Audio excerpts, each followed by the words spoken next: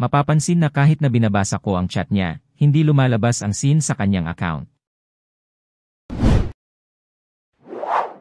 Paano nga babasahin ang chat o message na hindi ka nasi-seen? Let's start. Sa iyong cellphone, i-open ang Play Store. Then, i-click ang search. I-search ang Kiwi browser.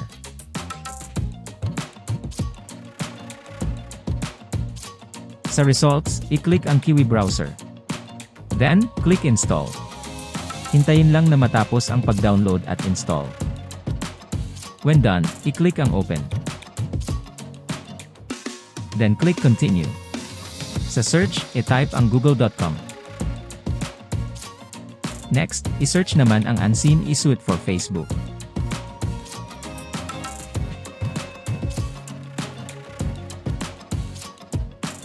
Sa results, i-click ang eSuite Unseen for Facebook Chrome Web Store. Pag okay na, i-click ang Add to Chrome. Then, i-click ang OK. Hintayin lang na matapos ang pag-download at install ng extension. Makikita ang Remove from Chrome pagtapos na ang installation ng extension. Next, i-type naman ang facebook.com sa search. I-login na ang iyong Facebook account. Makikita na hindi mo pwedeng ma-open ang chat pag naka-browser ka. Next, i-click ang menu, at i-check naman ang desktop site.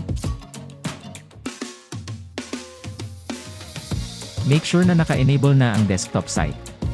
Sunod, i-click na ang chats. Enter your PIN code. I-open na ang chat na gusto mong basahin, pero ayaw ma-see ng sender.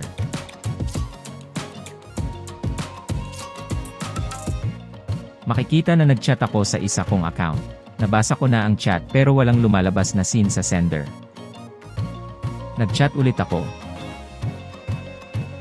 At makikita na kahit naka-open pa ang chat niya sa akin, ay hindi pa rin lumalabas ang scene sa account niya kahit nabasa ko na ito. Ito ay dahil sa extension na eSuite Unseen for Facebook. Salamat po sa panonood. Don't forget to like and subscribe for future updates. If may tanong po, comment lang po sa baba. Thank you.